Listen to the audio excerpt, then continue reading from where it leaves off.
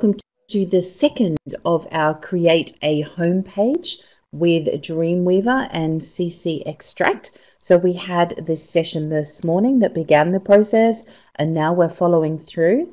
Everything we are doing in this session, I'll put it in now so that I don't forget.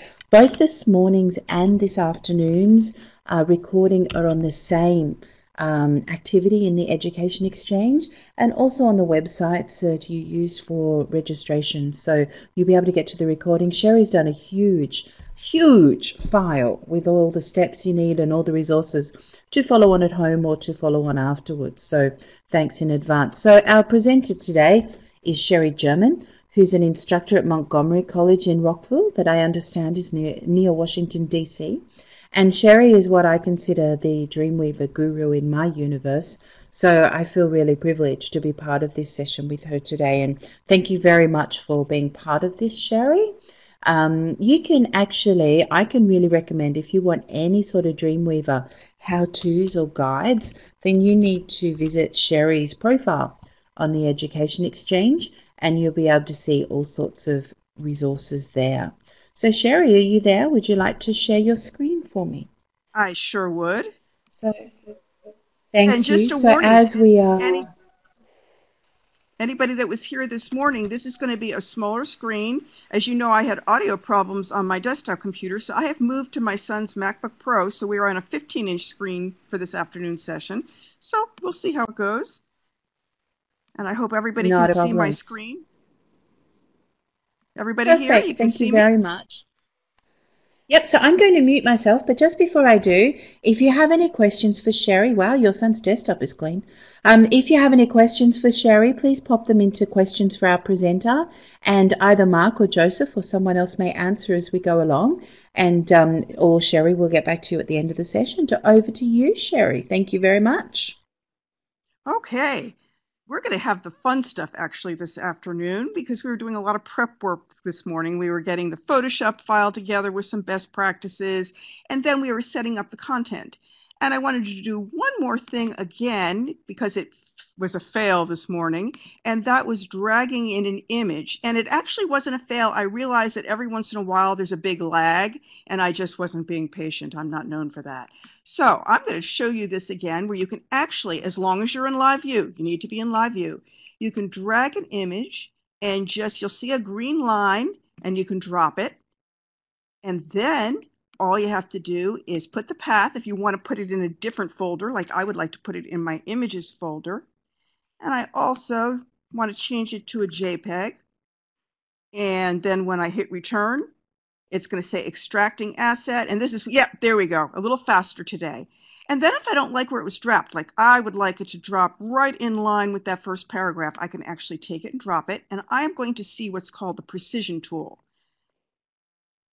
Right there. There it goes. And then I can drop it in the exact place. I want to drop it in that first paragraph after the about text. So there we go. It is now dropped in right in line with that paragraph. So that's pretty cool. Not only can you drag and drop, you can then drag it around the page into the element that you want it to go into. So there's the first kind of cool thing. So let's go back over here. And now we're going to actually develop the CSS. And because I'm on this smaller screen real estate now, I'm going to kind of go back and forth between my CSS designer and my extract panel. And we embedded our styles. And unfortunately, we're not doing responsive web design in this initial one because, first of all, I'm just showing you the different features. And second of all, Dreamweaver's extract panel only has pixels. It doesn't have percentages like the brackets extract panel and the online service extract. I will show you those after we go through getting the CSS together. So the first thing we're going to do is add a new selector, and that's going to be the body. And you'll remember this morning we actually made a layer called body in the PSD.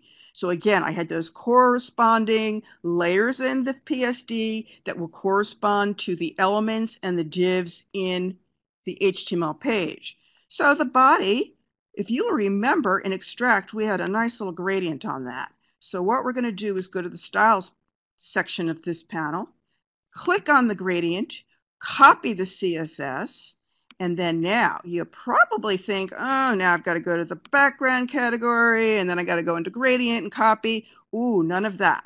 All we have to do is right click on the body, the actual selector itself, and paste styles. And bingo, there it is. As simple as that. Very sweet. And then let's also, because you know that the browsers put their own little default style sheets on there, I'd like to zero out the margin and padding on this. So there we go. We have a nice clean start there. All right, the other thing, when you add divs and you give them class names, Dreamweaver automatically adds those selectors. So I don't even have to write a new container selector. And I'm going to give this a width of 1280. Remember, that was the PSD width. And I am also going to have 0 top and bottom for my margins, and I'm going to have auto to center that container in the browser window. So that's a little extra thing that does not involve extract, but our next thing will. I'm going to go back to the PSD here, and I'd like to put the background color on my header. So I'm going to copy the CSS. I'm going to go into my CSS designer. I'm going to create a header. That's the header element, the HTML5 element. And now again, all I have to do is right click, paste the styles, and there it is. There is my header color. Now, the next thing I'm going to do in my content div, remember we had that great big musical instrument image from the PSD. So right there, we're going to go back to layers. There is that image, which we named content, so that it would correspond to the content background image. And I'm going to do things a little bit differently for this image. I'm going to use the download here, the extract image icon. Make sure it's going to go into my images folder. And maybe I want to make it a JPEG. You see, I can optimize. I can also do some scaling so that those with Retina displays, you can have the 2x. But we'll just leave that and go save. So now it automatically gets placed into my images folder. So I'll go back to my CSS designer, go back to that content div that was automatically placed in here when I created that div in live view. And I'm going to go to an URL, go to my, whoops, what happened to it? Maybe it didn't go in. All right, let's try that again. I thought I saved that. Let's go back. Make sure it goes into my images folder. Make it a JPEG. Save. Extracting asset. Maybe I was too impatient. I was going too quickly. So let's see if we've got it in there now.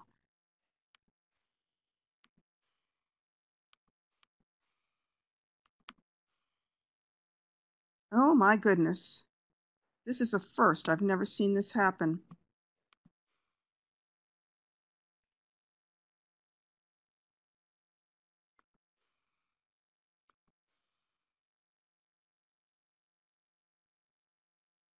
Okay. This has never happened. I've done this hundreds of times. So what I'm going to do is I'm just going to take that Viola image and I am going to drop it in here just so we can move along. But that has never happened, so you should not see that. I don't know what's up with that. So in the interest of moving along, I will now get that image.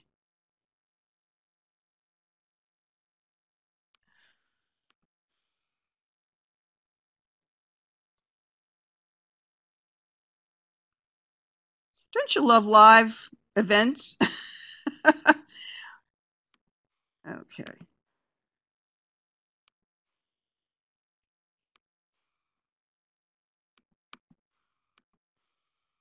Okay, we're going to move along without that for the moment. And what we're going to do next is work on the body about text. So let's go back here and we're going to click on this.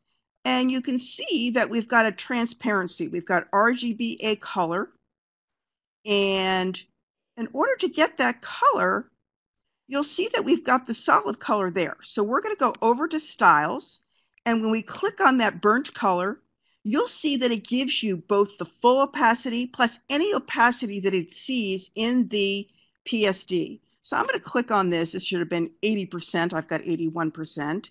And I will copy that, and then I'll go back to my CSS Designer. I'll go to my About text, and then for the color, I will just paste that right in. And now we've got our opacity at 80%. Now, this is a really cool feature coming up next. You'll see in this that we've got a left margin on the About text, so we can actually take measurements. I'm going to click on the About text background, and with my Shift key, also click on the Viola image, and you'll see that it gives me the measurement, that there is 446 pixels to the left of that. So now I can just go into my CSS Designer, and I can go over to the left margin and put that 446 in there. And bingo, it goes right over. And while I'm at it, I'm going to set that 20 pixels of padding that we got from those guides that we put into the PSD. And also, if my content image had come in, we would have needed some padding around that as well. Now we need to get that text. Remember this morning we copied the text itself. Now we're going to copy the CSS for the text. So I am copying that to the clipboard, to the copy CSS. I'm going to go into my About text, and I'm going to just right click and paste that style right in there. Then I'm going to click on my image, and I'm going to give it its own ID, JSG. And I'm going to put it in my embedded style. And when I did that, it automatically created that new selector for me. And I can float that image to the left and give it a little bit of a gutter between it and the text next to it. And there we go. Now all we have to do is worry about the header. So what we're going to do, if you remember from the original wireframe I showed this morning, we had the logo text on the left, and we had the navigation on the right. And we were using the rule of thirds for this design, so 1280 divided by 3. Oh, it's that math thing again. And we had 432 for the little logo area where the absent viola is, and we had 848 for the navigation. So Dreamweaver has a tendency to lose focus on my style sheet there. Let's go to the logo. We're going to make it 432. We're going to float it to the left. Then we're going to create the nav. We have our nav element, and that's going to be 848. And that's going to float to the right. And you're going to see something a little bizarre happen. You experienced people will know what's going to happen here. And remember, with floats, everything's going to continue to wrap around a float until you clear it, till you stop that wrapping effect. And rather than using the clear property, I'm going to show you something else for those of you who haven't seen code hints. And I'm going to use something else that you can clear a float with. It's overflow, and you'll see code hints come up. Hidden. And that will also, if you don't have a height on your element, that'll also stop a float. It will contain the children. So there it is. Now we don't have that wrapping effect anymore. All right, we're almost there. We just have a few things more to do. And one of them is to go back to Extract, click on the logo text. We're going to copy the CSS. It's copied to the clipboard. I'm going to now make a new selector. It's going to be for my H1. So it's a descendant selector. It's an H1 only within a header. And then remember, all you have to do is right click on and paste the styles. We're going to go back and take some measurements. I'm going to click on both this, the text, and the header in the background, and you'll see it's 15 pixels from the left and 35 pixels at the top. So now all I have to do is go into my padding And I've got my 35 on the top, my 15 to the left,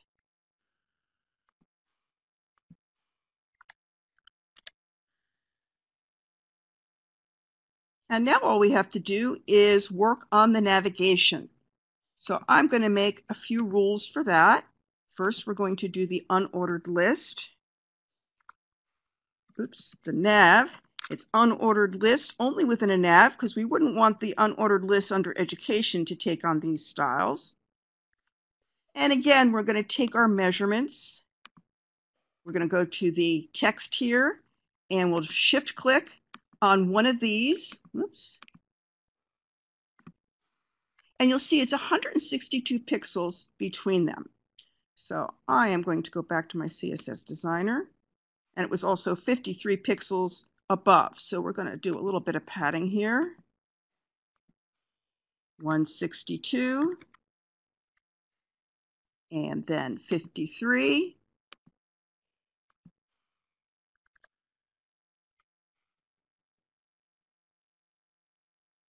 And then we're going to also make a rule for the list item. And right now, our list items are stacking above each other. And remember, from the PSD, we want them to be next to each other. So we're going to go inline here. And then we're going to also make some padding here. That's going to be 65. And then finally, we're going to go back to extract. We're going to click on one of the links so that we can copy all that formatting. We're going to create one more selector, and we're just going to do the universal anchor. We're not going to do all the different states of links. We're going to right click and paste those styles. And something's going on here with the float, but we'll just continue with that. We'll go to the text here, and we'll get rid of that decoration on that.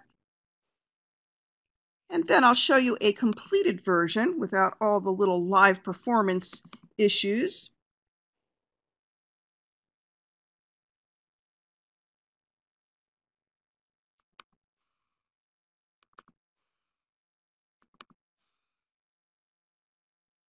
And there it is. You would have the PSD all converted by using the extract panel over into an HTML page, by using measurements, by using copying, by using extracting assets. So one last thing, as I told you, unfortunately, so far Dreamweaver doesn't have the percentages. I can tell you I am bugging somebody to give that to us. But you can do that from the online service. We've got here, I've got in my assets. So in my Creative Cloud desktop app, I have my asset here. And if I click on this, you'll see I can toggle. I can go from pixels to percentages, and then I can use those throughout everything. So that is a very cool feature too. And also, if you've got brackets, let me open up brackets. That is the open source hand coding Adobe tool that you can download from GitHub. And it now has a brackets extension. So you can toggle between pixels and percentages. So I'm afraid the online service and the bracket service are both a little bit ahead of Dreamweaver. Now, one other thing. When we're talking about responsive web design, well, let's go into something very interesting once I can get brackets to quit. Maybe it's, oh, you little bugger, you don't want to go away. Okay, well, we'll get rid of you. There we go. Let's go back into Dreamweaver. And I'm going to go back into Extract, back into my Creative Cloud, and you'll see I have something called Layer Comps. Let's open that one up. Now you can, in Photoshop, create different states of your document.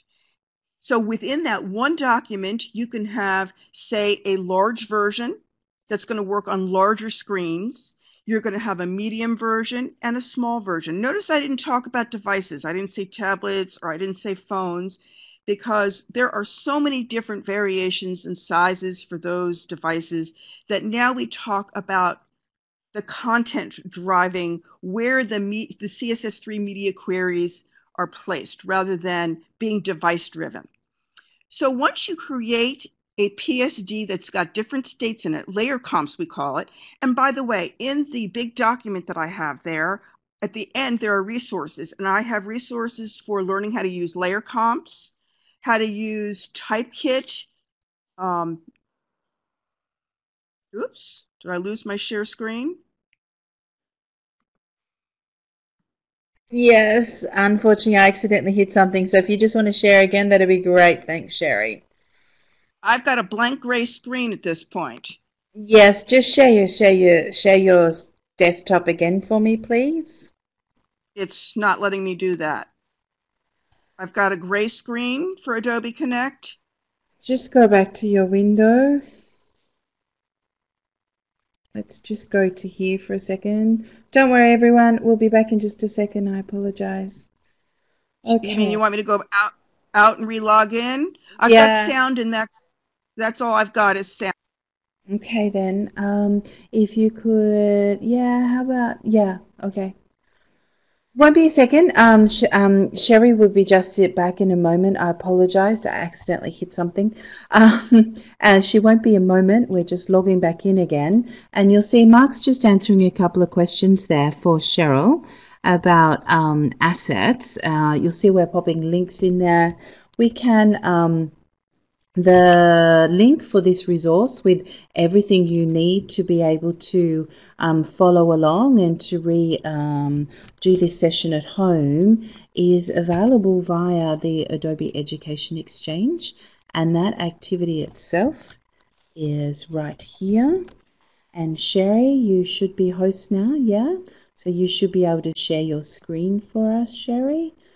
Let's give that a Okay, can you go. hear me? Perfect. Absolutely perfectly. Thank you so much and apologies. Okay. Yeah, performance art, right? Let's see here. Let's hide Safari. Okay, where was I? Oh, I was in layer comps.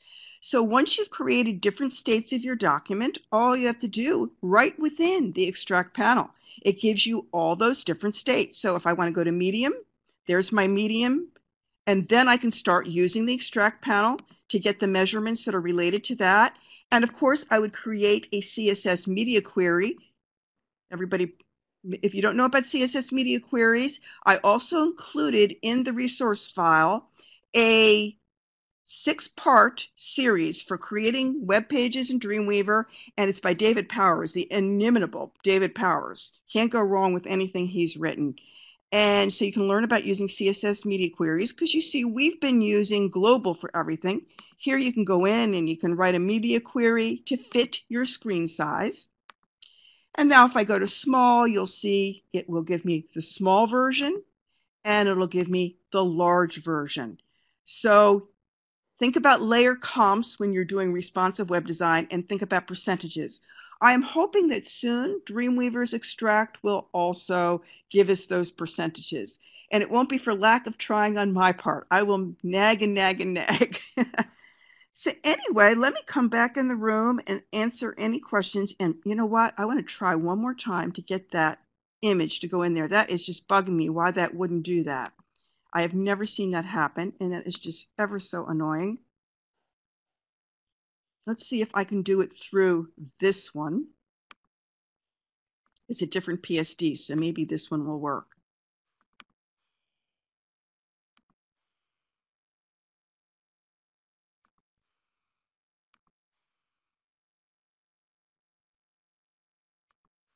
And let's just see if it went in there before I go wasting everybody's time. Yeah, this one went in. So let me just real quickly show you that one last thing so you can see that, yes, indeed, this works. That must have been a little fluke. So let's enter in our background image there.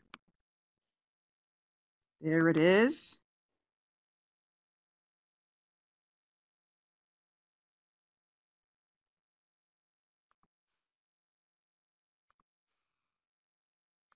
if I put it on the right one. I probably didn't put it on the right one. So let me go here, style, global, content.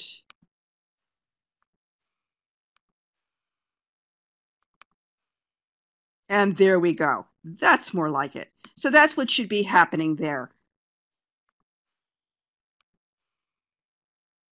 Okay, so let me come back in the room.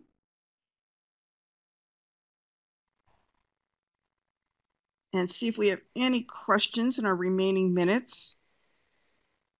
We do have a couple of questions there, Sherry. I think Mark has answered some of them, but one of us wanted to know about the assets, and I think we ascertained that it's about the assets with the Creative Cloud and how that works.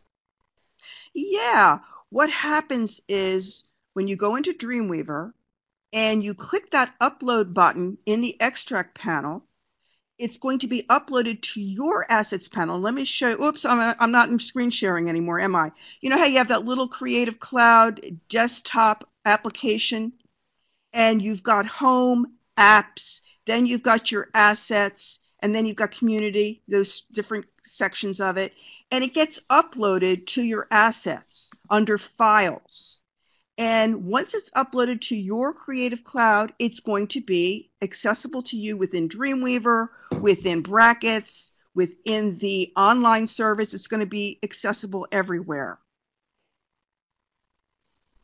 So Excellent. that's how that works. How much space does it take up, Sherry? Well, I guess it would depend on the size of the PSD.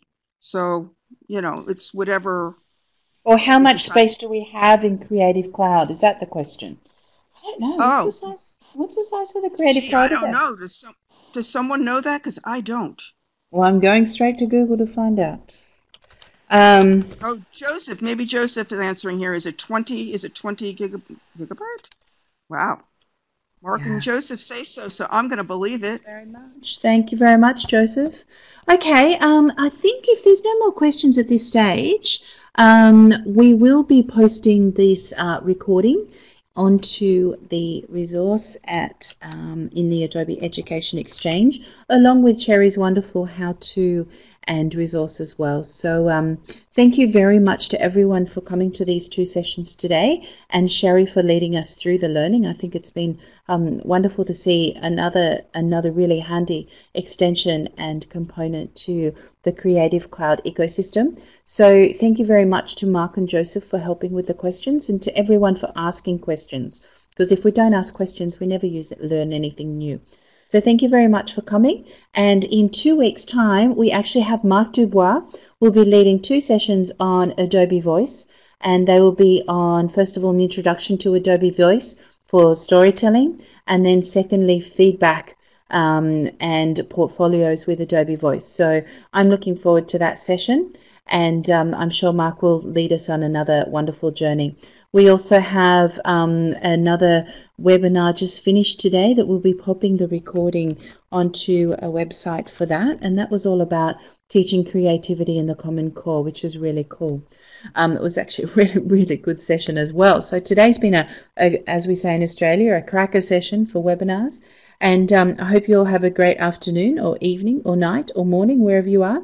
And Sherry, once again, thank you very much for helping us out with this. Thank you for coming, everybody. Thank you, everybody. Thank you very much. I'm just going to say goodbye to you all after I stop recording.